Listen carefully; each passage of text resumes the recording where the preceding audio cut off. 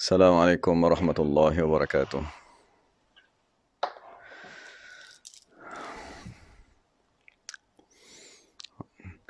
Jadi, Assalamualaikum salamlah kepada semua sahabat-sahabat yang ada bersama. Jadi, insyaAllah kita sambung beberapa perkara yang berkaitan dengan lafaz tabarak. Lafaz tabaraka, Ibnu Ajibah radhiyallahu anhu dia berkata, wazan tabaraka dia merujuk kepada al-mubalaghah. Maksudnya bersangatan banyak keberkatan di sisi Allah Subhanahu wa taala.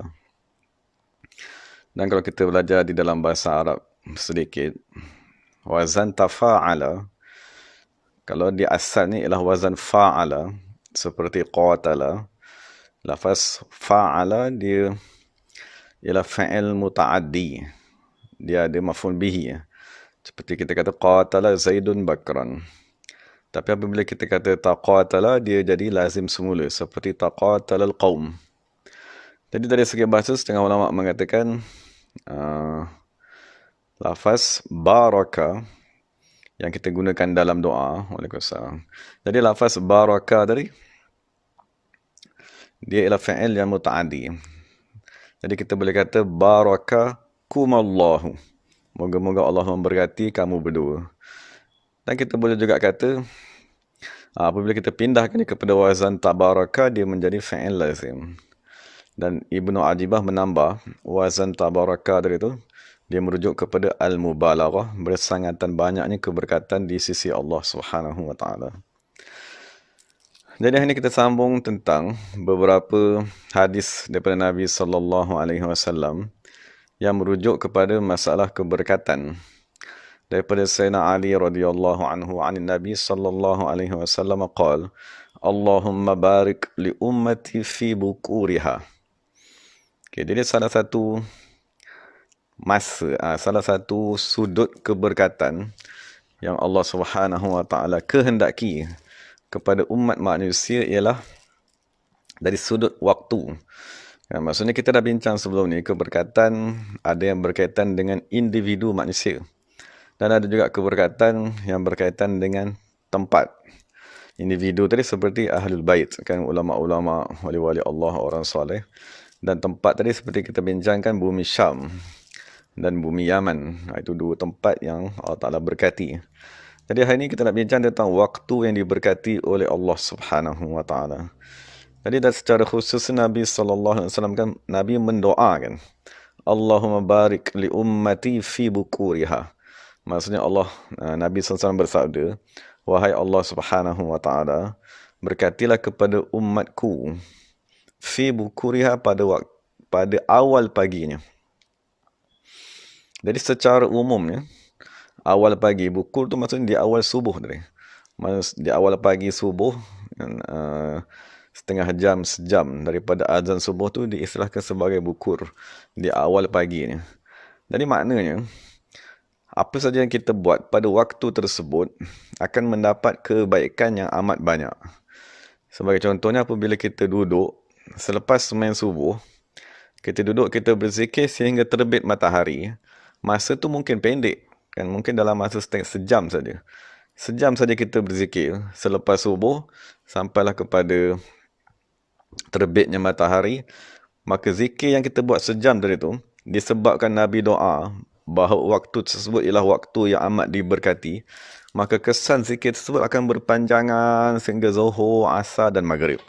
Maksud sepanjang hari tadi tu Allah Subhanahu wa taala menghapuskan dosa seseorang disebabkan dia tadi berzikir pada waktu pagi. Maksudnya di awal pagi selepas subuh tadi tu digunakan waktu tersebut untuk mendekatkan diri kepada Allah Subhanahu wa taala. Jadi berbeza sekiranya kita berzikir pukul 11 tengah hari, berbeza sekiranya kita zikir pada pukul 2 petang, berbeza sekiranya kita berzikir pukul 5 petang, tak dapat menandingi kurniaan yang Allah akan berikan apabila kita tadi berzikir pada waktu awal pagi.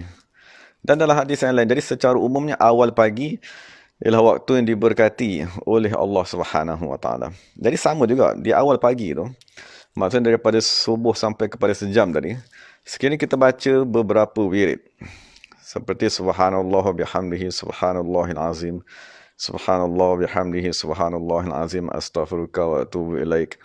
Wirid-wirid yang kita baca di awal pagi tadi tu, dan dia ada juga doa yang Nabi ajarkan, Allahumma inna nas'aluka ilman nafi'a wa rizqan tayyiba wa amalan mutaqabbala. Dan kita minta juga pada hari tersebut, di awal tadi tu, bila kita berdoa tadi, kita minta kebaikan pada hari tersebut. Allahumma inni as'aluka khaira hadzal yaum wa na'udzubika min syarri ma fi hadzal yaum. Jadi disebabkan 1 jam pagi tadi tu, kita duduk, kita bertasbih, kita beristighfar, dan kita berdoa agar Allah Ta'ala memberikan kepada kita rezeki tayyiban yang amat baik, maka sepanjang hari apabila kita buat kerja, Allah Subhanahu Wa Ta'ala akan memberkati hari tersebut. Jadi itu maknanya yang Nabi kata, Allahumma barik li ummati fi bukuriha. Maksudnya di awal pagi itu sekiranya kita berwirid, kita akan dapat memenuhkan sepenuh hari tadi dengan keberkatan dan pengampunan. Dan di awal pagi itu juga sekiranya kita berdoa. Maksudnya dia nak bincang lah, kita berdoa di awal pagi tadi supaya Allah mudahkan urusan, kan, Allah jauhkan kita daripada bala bencana, Allah selamatkan kita daripada manusia hasad dengki, maka akan diselamatkan orang tadi sepanjang harinya dengan sebab dia tadi berdoa pada awal pagi. Tapi dalam masa yang sama, Nabi juga bersabda, Allahumma barik li ummati fi bukuriha yawma khamisiha. Maksudnya dalam satu riwayat yang lain, dia ada sebut secara khusus hari Khamis. Maksudnya antara waktu yang amat diberkati di sisi Allah pada waktu awal pagi ialah pada hari Khamisnya. Jadi pada hari Khamis tersebut kita usahalah supaya kita tadi ada berdoa, kita tadi ada berzikir, memohon ampun daripada Allah. Itu secara khususnya dalam 24 jam, kan, waktu yang diberkati ialah selepas subuh sehinggalah terbit matahari tadi. Tapi dalam tempoh sepanjang tahun ada beberapa bulan yang diberkati di sisi Allah Subhanahu Wa Taala. Nabi sallallahu alaihi wasallam bersabda, "Idza dakhala Rajab." Apabila masuk saja bulan Rajab, qala, bersabda Nabi sallallahu alaihi wasallam, "Allahumma barik lana fi Rajabin wa Sya'ban wa ballighna Ramadan." Jadi salah satu doa Nabi yang menceritakan tentang keberkatan pada waktu ialah, Allah, wahai Allah Ta'ala, berkatilah kami pada bulan Rajab. Jadi bulan Rajab baru dah lepas lah, kan, maksudnya dalam beberapa hari yang lepas kita dah meninggalkan bulan Rajab, dan Nabi mendoakan wa Sya'ban, dan sekarang kita berada dalam bulan Sya'ban. Kemudian Nabi kata, Allah sampaikanlah kami kepada bulan Ramadan. Jadi ini 2 bulan, bulan Rajab dan bulan Sya'ban, yang Nabi doa secara khusus agar bulan tersebut diberkati oleh Allah Subhanahu Wa Taala. Jadi sebab tu bulan Rajab dan bulan Sya'ban ni ialah 2 bulan yang ahli ibadat, kan, maksudnya mereka bersungguh-sungguh beribadat pada 2 bulan ni kerana dia ialah bulan kurniaan daripada Allah. Maksudnya kita beribadat sedikit, sejam, kurniaannya sama seperti orang beribadat 5 jam. Kan, kalau kita membaca istighfar, maka Allah Ta'ala cepat memberikan pengampunan. Jadi sekiranya bulan Rajab dan bulan Sya'ban ni kita gunakan untuk beruzlah, kan, untuk kita bersuluk, untuk kita beribadat, membaca Al-Quran. Dan bulan Sya'ban ni disunatkan kita memperbanyakkan selawat kepada Nabi sallallahu alaihi wasallam. Jadi kita sekarang berada dalam bulan Sya'ban, kita rebutlah peluang tersebut. Dan sekarang ni Allah Subhanahu Wa Taala, kan, maksudnya arahkan kepada kita supaya duduk di dalam rumah. Jadi gunakanlah waktu tersebut sebaiknya dengan kita tadi menyusun jadual. Maksudnya kita buat program betul-betul, sembahyang fardu, kan, kita nak baca Qurannya pukul berapa, dan kita nak berselawatnya pukul berapa. Maksudnya kita rebutlah sekarang ni peluang, kita berada dalam bulan Sya'ban. Moga-moga apabila Allah Ta'ala, Nabi mendoakan, dan bulan Rajab dan Sya'ban ni, apabila Nabi mendoakan 2 bulan ni Allah Ta'ala berkati. Jadi sekiranya kita bersungguh-sungguh berdoa, maka Allah Subhanahu Wa Ta'ala akan mengangkatkan bala tersebut dengan segera, dan Allah Ta'ala akan memberi petunjuk hidayat kepada kita. Jadi habislah beberapa perkara yang berkaitan tentang waktu yang diberkati oleh Allah Subhanahu Wa Ta'ala sepanjang kehidupan kita. Jadi sebagai penutupnya kepada perbahasan lafaz tabaraka ni, kita bincang satu bab yang dinyatakan oleh Imam An-Nawawi radhiyallahu anhu dalam kitabnya Riyadhus Salihin. Maksudnya bab yang ke-63, Imam Nawawi radhiyallahu, dia ada buat satu bab tajuknya At-Tanafusu fi Umuril Akhirah. Maksudnya berlumba-lumba pada perkara akhirat.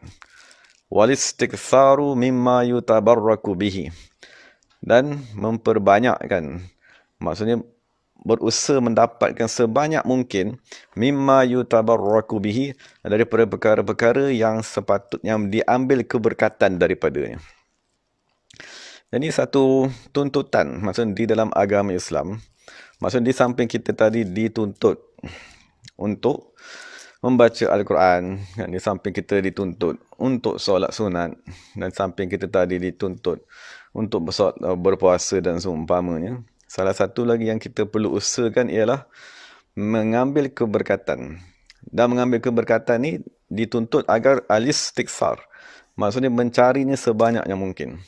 Jadi Imam Nawawi membawa beberapa hadis. Contohnya daripada Sahal bin Sa'ad radhiyallahu anhu, sesungguhnya Nabi sallallahu alaihi wasallam utiya bi syarab. Nabi dibawakan kepadanya air untuk minum. Fasyariba minhu, maka Nabi sallallahu alaihi wasallam minum air tersebut. Wa an yaminihi ghulam. Di sebelah kanan baginda sallallahu alaihi wasallam ada seorang pemuda, maksudnya yang masih muda lagi lah ataupun kanak-kanak. Wa an yasarihil asyakh, dan di sebelah kiri Nabi Muhammad sallallahu alaihi wasallam ada orang-orang yang sudah berumur. Jadi apabila Nabi dah minum sedikit, maka Nabi tanya kepada orang yang berada di sebelahnya. Sebelah itu ialah Ibnu Abbas. Ibnu Abbas dia masih kecil lagi. Maka Nabi tanya kepada dia, ata'zanu li an u'tiya haula. Adakah kamu izinkan untuk aku nak bagi air ni kepada orang lain yang lebih tua? Faqala al-ghulam, maka berkata pemuda tersebut, la wallahi ya Rasulullah. La, tidak sekali-kali, demi Allah wahai Rasulullah SAW. La u'thiru binasibi minka ahadan. Aku tidak akan memberikan bahagianku daripadamu wahai Rasulullah SAW ahadan, kepada sesiapa sekalipun. Fatallahu Rasulullah sallallahu alaihi wasallam fi yadihi. Maka Nabi pun memberikan cawan tersebut kepada Ibnu Abbas yang berada di sebelahnya. Muttafaqun alaihi. Hadis yang diriwayatkan oleh Imam Bukhari dan Muslim. Jadi itu salah satu contoh macam mana kefahaman sahabat-sahabat baginda sallallahu alaihi wasallam. Yang sahabat itu kecil, maksudnya Ibnu Abbas, dia masih muda lagi. Macam ni dia memahami bahawa bekas minuman Rasulullah ataupun lebihan minuman Rasulullah sallallahu alaihi wasallam, dia ialah air yang bersentuh dengan air liur baginda sallallahu alaihi wasallam. Jadi keseluruhan jasad baginda sallallahu alaihi wasallam dia ialah keberkatan, dia ialah kerahmatan. Jadi apabila air liur baginda bercantum dengan air yang diminum oleh Nabi SAW, maka dia kata air ini ialah air yang amat berkat.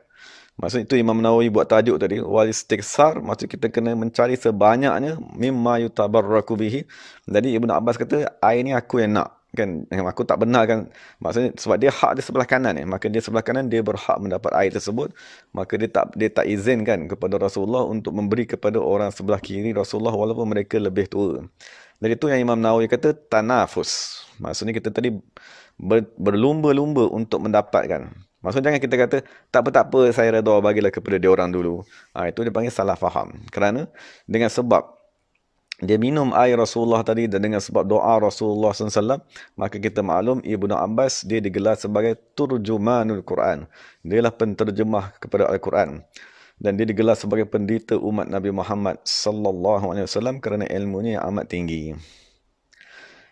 Kemudian Imam Nawawi juga membawa satu hadis daripada Sayyidina Abi Hurairah radhiyallahu anhu daripada Nabi sallallahu alaihi wasallam, bainama Ayyub yaghtasilu fa kharra alaihi jaradun min dhahab faja'ala Ayyub yahfi fi thawbihi fanadahu rabbuhu azza wa jalla ya Ayyub alam akun aghnaytuka amma tara qala bala wa izzatik walakin la ghina bi an barakatika, rawahu al-Bukhari. Maksudnya diriwayatkan satu ketika Nabi Ayub AS sedang mandi. Tiba-tiba turun belalang daripada emas. Maksudnya Allah Ta'ala hantar belalang dicipta daripada emas. Maka Nabi Ayub AS tangkap belalang tersebut dan masukkan ke dalam bajunya. Simpan, masuk dalam bajunya. Maka Allah Subhanahu Wa Ta'ala pun berkata, wahai Ayub, tidakkah aku tadi dah cukup kamu? Kan? Tidakkah aku telah memberikan apa segala yang kamu kehendaki? Apa saja yang kamu minta, aku akan beri. Kan? Maksudnya Allah Ta'ala cakap kepada Nabi Ayub. Faqala bala wa izzatik. Maksudnya Nabi Ayub kata, betul. Wahai Allah Subhanahu Wa Ta'ala, demi keagunganmu, apa saja pemberianmu kepadaku telah cukup. Walakin la ghina bi an barakatika. Tapi aku tak boleh Aku berasa tidak cukup, dan aku tak boleh mengelakkan diri aku daripada mengambil keberkatan daripada-Mu, wahai Allah Subhanahu wa taala. Jadi maksudnya keberkatan tadi tu ialah, maksud Nabi Ayub dia melihat makhluk yang datang tadi tu, maksudnya makhluk yang datang seperti belalang yang dicipta daripada emas, dia dicipta khusus datang daripada Allah Subhanahu wa taala. Dan Allah Subhanahu wa taala mencipta keadaan tersebut, belalang daripada emas, mencipta keadaan tersebut ialah satu kebaikan kepada manusia. Jadi apabila Allah Taala hantar benda tadi, maksud Nabi Ayub AS, dia bukannya nak ambil benda tu kerana benda tadi emas. Dia nak ambil benda tadi kerana benda tadi baru datang daripada Allah Subhanahu wa taala. Jadi benda yang baru datang, dia dekat dengan Allah Subhanahu wa taala, maka dia ada keberkatan. Sebab kita maklum tabarakallazi biyadihil mulk, tu maksudnya keberkatan tu pada Allah. Jadi apa saja yang datang baru datang daripada Allah Subhanahu wa taala, maka benda yang datang tersebut membawa keberkatan. Jadi apabila kita ambil benda tersebut, maka keberkatan tadi pindah kepada diri kita. Sebagai contohnya, Nabi SAW apabila setiap kali hujan, di awal hujan Nabi akan dedahkan diri ni kepada hujan. Kerana Nabi kata, innahu hadithu ahdin bi rabbih. Nabi kata hujan tadi tu, dia amat dekat tempoh masa penciptaannya dengan Allah Subhanahu wa taala. Maka disebabkan hujan tadi baru dicipta, baru dizahirkan oleh Allah Subhanahu wa taala, maka dia amat dekat dengan Allah Subhanahu wa taala. Jadi dia membawa keberkatan daripada Allah Subhanahu wa taala. Dan sememangnya Allah Taala berkata, wa anzalna minas sama'i ma'an mubarakan. Kami turunkan daripada langit tadi air yang diberkati. Jadi apabila kita tahu air hujan tadi diberkati, maka Nabi SAW mendedahkan dirinya untuk mendapatkan keberkatan tadi. Keberkatan yang ada pada air yang dekat dengan Allah Subhanahu wa taala daripada sudut penciptaan. Pada dalam satu hadis yang lain, ada satu ketika Rasulullah SAW, ni hadis yang ketiga lah. Masa satu ketika Rasulullah SAW meminta satu bekas air untuk Nabi SAW mengambil wuduk. Jadi apabila Nabi dah Nabi meminta bekas air, maksudnya dia bukan dalam hadis ni bukan Nabi nak ambil wuduk, maka Nabi minta satu bekas air, kemudian Nabi basuh tangan. Maksudnya Nabi membasuh tangan, kemudian Nabi membasuh mukanya di dalam bekas air tersebut. Jadi bekas-bekas air tangan baginda apabila dah basuh dengan tangan tadi, maka lebihan air tadi akan masuk balik ke dalam bekas tadi. Dan Nabi pun membasuh muka baginda di dalam bekas tadi tu. Kemudian wa majja fihi. Majja ni kalau dalam bahasa Arab maksudnya Nabi dah masukkan air dalam mulut, lepas tu Nabi keluarkan semula air daripada mulut baginda SAW, masuk dalam bekas tu balik semula. Jadi bekas tadi tu dia mengandungi sisa basuhan muka baginda SAW, mengandungi bekas basuhan tangan baginda SAW, dan Nabi SAW ludah balik semula, masuk dalam mulut dia, lepas tu Nabi keluarkan balik, masuk di dalam air bekas tadi. Kemudian Nabi berkata kepada dua orang sahabat yang berada di situ, yang bernama Abu Musa Asy'ari dan Sayyidina Bilal bin Rabah. Nabi kata kepada dia, ishraba minhu, minumlah daripada air tersebut, wa afrigha ala wujuhikuma wa nuhurikuma wa abshira. Maksud Nabi kata, kemudian kamu ambil air, Nabi suruh minum air tersebut. Nabi kata ambil juga air tersebut, sapukanlah kepada muka kamu, sapukan kepada tengkuk kamu, dan terimalah berita gembira daripada Allah Subhanahu wa taala dengan keberkatan air tersebut, maka Allah Subhanahu wa taala akan menyelamatkan kamu daripada api neraka. Kemudian dua orang sahabat tadi, Abu Musa dan Sayyidina Bilal, dia ambil air tersebut dan dia minum, dan dia sapu muka dan menyapu belakang tengkuknya. Tapi dalam masa yang sama, isteri baginda yang bernama Salamah, dia mendengar perbualan Nabi SAW. Jadi Salamah pun dia tadi berkata, an afdila li ummikuma. Maksudnya kata, tolong simpan sedikit bagi mak kamu yang berada di belakang tabir ni. Maksudnya Salamah dia bagi tahu kepada Bilal bin Rabah dan Abu Musa Asy'ari supaya jangan habiskan air yang Nabi SAW gunakan untuk basuh muka, gunakan untuk membasuh tangan tadi. Jadi kedua-dua sahabat tadi pun dia tinggalkan baki bekas air tadi sedikit dan diserahkan kepada Salamah Ummul Mukminin. Jadi Imam Nawawi berkata, difahami daripada hadis tersebut, istihbabul bisyarati wa istihbabul izdiham. Maksudnya disunatkan kita tadi bertumpu, maksudnya berebut-rebut, maksudnya kita tadi berkerumun fima yutabarraku bihi, untuk pada perkara-perkara yang sepatutnya diambil keberkatan dengannya. Wa talabuhu mimman huwa ma'ah wal musyarakatu fihi. Dan Imam Nawawi kata sepatutnya kita meminta sesuatu yang diberkati tersebut daripada orang yang ada benda tersebut. Maksud kita tahu dia ni ada simpan sesuatu yang diberkati, kita minta daripadanya, sama ada kita nak pinjam ke ataupun kita nak gunakan sebentar ke, wal musyarakatu fi, dan minta supaya kita berkongsi dengan benda tersebut. Jadi perkara tersebut istihbab. Nabi Imam Nawawi kata perkara yang disunatkan di dalam agama Islam. Lepas tu satu lagi keberkatan ni, maksudnya salah satu kemanfaatan, keberkatan di dalam hidup kita yang mungkin kita pun tak berapa nak sedar. Sebagai contohnya, Sayyidina Khalid ibn Al-Walid, sahabat baginda sallallahu alaihi wasallam, yang digelar sebagai Saifullah, maksudnya pedang Allah Subhanahu wa taala. Kita maklum Khalid bin Walid ni setiap kali dia pergi perang, dia akan memenangi peperangan tersebut.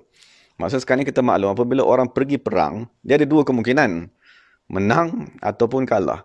Tapi kenapa setiap kali Sayyidina Khalid bin Walid apabila dia pergi perang, Allah Ta'ala kurniakan kepada ini kemenangan.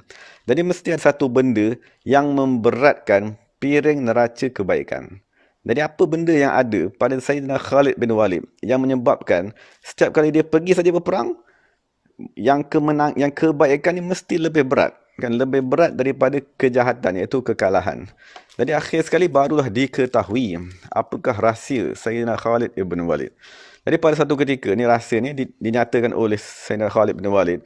Satu ketika pada ketika peperangan Yarmouk, Sayyidina Khalid bin Walid, dia kehilangan kopiahnya. Maksudnya kopiah dia yang dia letak, dia pakai tu, lepas tu yang dibalut serban di atas dia tadi, hilang. Maksudnya dia tak jumpa. Jadi dia kata kepada semua tentera-tenteranya, cari aku punya kopiah ni dah hilang. Mereka mencari, tiba-tiba mereka mendapatinya. Jadi bila sahabat tentera-tentera jumpa, dia kata, ini kopiah dah lusuh, dah buruk. Dia kata, kita boleh beli kopiah yang baru, tak usah risau. Jadi Khalid bin Walid berkata, ini bukan kopiah yang biasa. Dia kata, sesungguhnya pada satu ketika Rasulullah SAW pergi berbuat umrah. Kemudian Nabi SAW mencukur kepala baginda SAW. Maka manusia semua berebut-rebut mengambil rambut-rambut baginda SAW. Kemudian daku, tetapi dia kata sebab dia memang orang yang kuat, dia kata. Maksudnya ramai sahabat dia dapat rambut yang berada di tepi, rambut yang berada di belakang, kan, rambut yang berada di atas tengkuk. Tapi Khalid bin Walid dia kata, sebab aku boleh kejar, kan, maksudnya aku boleh potong mereka berlari tadi. Masa Nabi apabila Nabi cukur tadi, Nabi lemparkan kepada sahabat-sahabatnya. Jadi Sayyidina Khalid bin Walid dia kata, fasabaqtuhum ila nasiyatihi. Aku dapat rambut yang memang berada di hadapan kepala baginda sallallahu alaihi wasallam. Rambut yang depan ni yang aku dapat, faja'altuha fi hadhil qalansuwah. Dan rambut Nabi sallallahu alaihi wasallam aku letak di dalam kopiah ni. Maksudnya dia letak rambut Nabi dalam kopiah tersebut, lepas tu dia jahit. Dia jahit, jadi rambut tadi takkan terkeluar, takkan hilang daripada kopiah tersebut. Akhir sekali Sayyidina Khalid bin Walid dia kata, falam ashhad qitalan wahya ma'i illa ruziqtun nasra.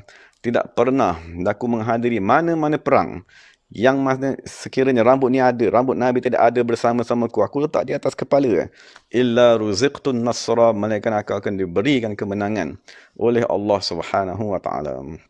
Jadi sebagai kesimpulan, maksudnya bukanlah rambut tadi berkuasa. Kan maksudnya kita semua ahli sunnah wal jamaah beriktikad bahawa yang maha berkuasa, yang mentadbir alam semesta ialah Allah Subhanahu wa taala. Tapi sebagai kesimpulan ni, asbab dibahagikan kepada dua. Satu dia panggil sebab zahir. Seperti apabila kita pergi berperang, dia ada sebab yang zahir, seperti kita membawa senjata, kita memakai baju besi, kan, kita memanah dan seumpamanya. Itulah asbab yang zahir. Tetapi dia ada asbab ma'nawiyah, sebab-sebab yang abstrak, yang tidak dilihat oleh mata kasar, yang juga boleh membawa kemenangan, dan perkara tersebut difahami oleh sahabat-sahabat baginda alaihi wassalam.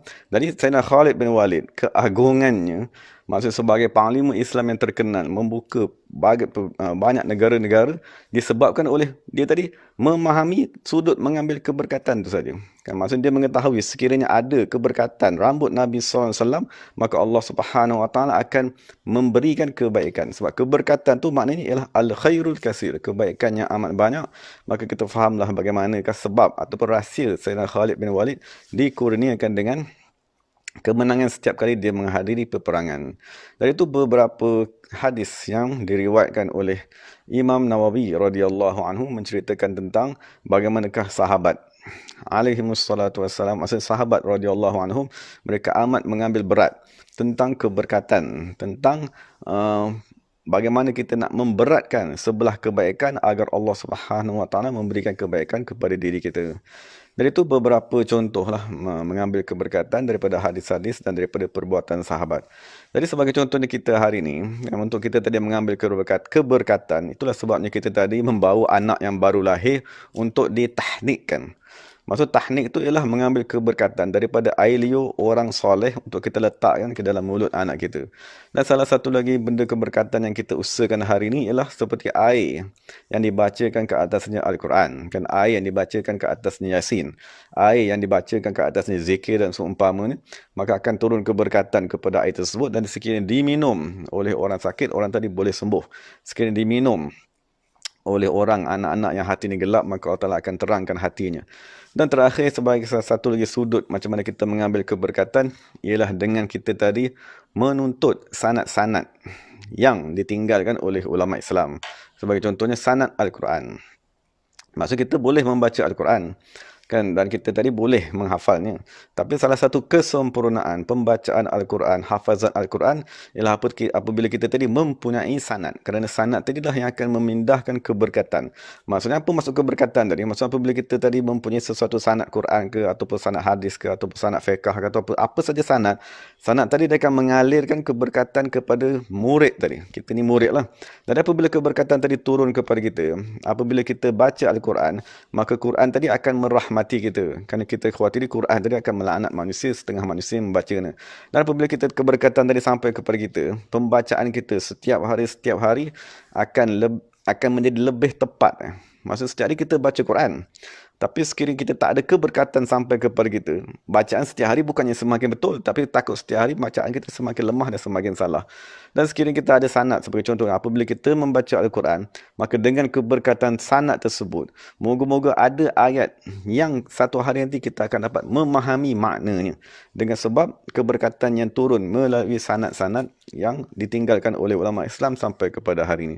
Jadi itu sudut keberkatan. Macam kenapa kita bekerja-kerja mencari sanad? Kerana ada keberkatan pada sanad tersebut. Mengapa kita membawa anak-anak yang baru lahir untuk ditahnikkan, untuk mendapat keberkatan air liur orang-orang soleh. Jadi itu sebagai beberapa contoh kehidupan dalam beberapa contoh mengambil keberkatan. Dan yang terakhir sekali sebagai contohnya Imam Abu Bakar Ibn Hawar radhiyallahu anhu, dia kata, sekiranya aku meninggal dunia, siapa saja yang datang kepada kuburku tidak akan dibakar oleh api. Itu sebagai contoh keberkatan tadi. Maksudnya siapa saja yang menziarahinya, walaupun dia telah meninggal dunia, orang tadi akan mendapat keberkatan. Keberkatan tu dah tidak boleh dimakan oleh api. Jadi itu doa dia. Doa dia kepada manusia supaya diberikan dengan keberkatan. Jadi apabila ada satu orang tadi tu, dia pergi ke pasar, dia beli ikan. Lepas tu dia kebetulan singgah, dia menziarahi kubur Syekh Abu Bakar Ibn Hawar. Kubur ni berada di Iraq. Apabila dia menziarahi kubur tersebut, dan apabila dia balik, dia masak ikan tersebut, tak boleh masak.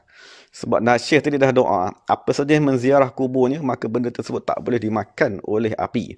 Jadi apabila dia berbalik, ikan tadi dia nak masak, tak boleh sebab Syekh dah doa. Maka apa saja yang menziarahi kuburnya, diselamatkan daripada api. Termasuklah benda yang selain daripada manusia. Jadi itu keberkatan yang ada pada hari ini, dan Allah Subhanahu Wa Taala turunkan keberkatan tersebut kepada ulama-ulama, kan, wali-wali ahli bait seluruh dunia. Maka kita umat Islam dituntut untuk mencari keberkatan tersebut. Moga-moga Allah Ta'ala memberikan kepada kita kebaikan dan menjauhkan daripada kita kejahatan. Jadi setakat tu dulu insyaAllah perbincangan kita pada hari ini. InsyaAllah besok kita sambunglah ayat-ayat seterusnya. Allazi biyadihil mulk wa huwa ala kulli syai'in qadir. Wallahu ta'ala alam. Jadi terima kasih kepada sahabat-sahabat semula yang, tapi saya rasa tak ada apa-apa soalan kot. Jadi insya-Allah kita berhenti dululah. Jadi selamat berehat kepada semualah. Terima kasih kerana mendengar. Moga-moga Allah Subhanahu Wa Taala memberikan kemanfaatan. Maksudnya salah satu aktiviti dalam hidup kita ialah mengambil keberkatan tadi. Maksudnya sebagai contohnya apabila saya pergi ke Turki, satu hari tu apabila saya sampai ke Turki, saya tengok Syekh tadi. Maksudnya Syekh Syed Sharif Sabahuddin tu dia dah cukur rambutnya. Maksudnya dah kepalanya dah tak ada rambut dah. Jadi saya pun berasa sedih. Maksudnya kerana tak dapat dengan rambut Syekh tadi tu. Tapi tiba-tiba Syekh tadi keluar dan dia bagi satu bungkus ada rambutnya yang setebal ni. Maksudnya dia memang tahu kita nakkan rambut dia tadi untuk mengambil keberkatan.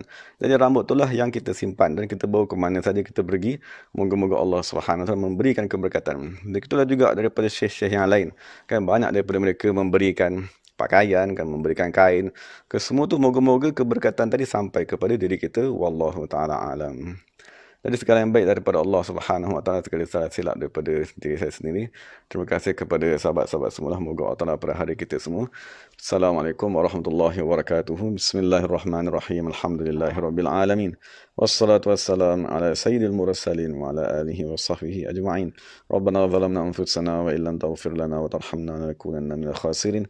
Rabbana atina fid dunya hasanah wa fil akhirati hasanah wa qina azabannar. Subhana rabbika rabbil izzati amma yasifun. Wa salamun ala mursalin. Alhamdulillahi rabbil alamin. Taqabbalallahu minna wa minkum. Sama-sama semua. Assalamualaikum warahmatullahi wabarakatuh.